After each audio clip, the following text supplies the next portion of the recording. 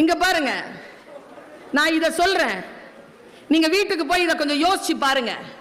இன்றைக்கு குடும்ப உறவுகளில் நம்மை விட மூத்தவர்களாக இருக்கக்கூடியவர்கள் நம்மிலிருந்து எதை எதிர்பார்க்கிறார்கள் என்று மனுஷ் சிந்திக்கிறார். வயோதிகத்தின் மிகப்பெரிய அவலம் சிறிய அன்புகள், சிறிய கருணைகளுக்கெல்லாம் மனம் கசிந்து கலங்குவதுதான்.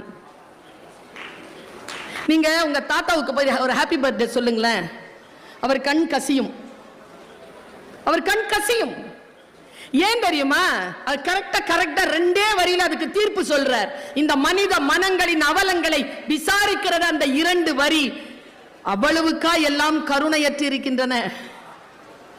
கருணை இல்லாத இந்த உலகம் பெரியவர்களுக்கு ஒரு சிறிய வார்த்தையையும் அன்பையும் கூட தருவதில்லை. அதனால் ஏங்கி ஏங்கி அவர்கள் அது வருகின்ற பொழுது அவர்கள் கண்கள் கசிந்து போகின்றன என்று எழுதுகிறார். ரொம்ப முக்கியமான ஒரு விஷயம், எனக்கு தெரியாத ஒரு விஷயத்தை அவர் சொல்லிக்கொண்டே வருகிறார். அவர்கள் கால்கள் பற்றி நிறைய குறிப்புகளை இந்த புத்தகம் தருகிறது.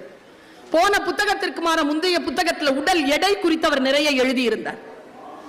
இப்போ அவர் அந்த கால்களின் வலி குறித்து எழுதுகிறார். நாம எல்லாரும் சாதாரணமா தானே நினைப்போம், போலியோ கால்கள் தானே மரத்து போயிருக்கும். இல்ல, அது வலிக்கும், அது ரொம்ப வலிக்கும். அந்த வலியோடு இருக்கக்கூடிய அந்த கால்களை குறித்து, அதற்குள்ளாக கசிகின்ற அந்த ஈரம் குறித்து, மனிதநேயம் குறித்து, நான் வலிகளோடு தான் ஐயா உன்னை நேசித்துக் கொண்டிருக்கிறேன், உன்னை பற்றி சிந்தித்துக் கொண்டிருக்கிறேன் என்பதுதான் மனுஷ்ய புத்திரனுடைய கவிதைகளின் முகவரி. எப்படி எழுதுறாரு பாருங்க. அவரை பத்தி சொல்ற, அவர்ல நிறைய பேர் நம்ம அப்படிதான், எனக்கு தெரிஞ்சு பிகே எல்லாம் கூட அப்படிதான்.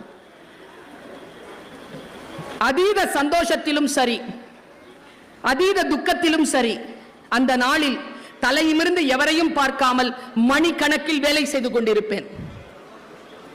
நான் ஒரு நிமிடம் வேலையை நிறுத்தினாலும் இந்த உலகம் என்னை கண்டுபிடித்து விடும். ஒரு நிமிடம் நான் வேலையை நிறுத்தினாலும் இந்த உலகம் நான் சந்தோஷமா இருக்கிறேன் இல்லைன்னா துக்கமா இருக்கிறேன் கண்டுபிடிச்சிரும்.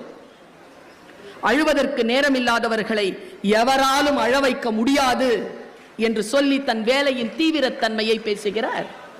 நாம் எல்லாம் இளைப்பாறுகின்ற பொழுது அந்த இளைப்பாறுதலையே தன்னுடைய பணியாக செய்யக்கூடியவராக மனுஷ்ய புத்திரன் இருக்கிறார் என்று அவருடைய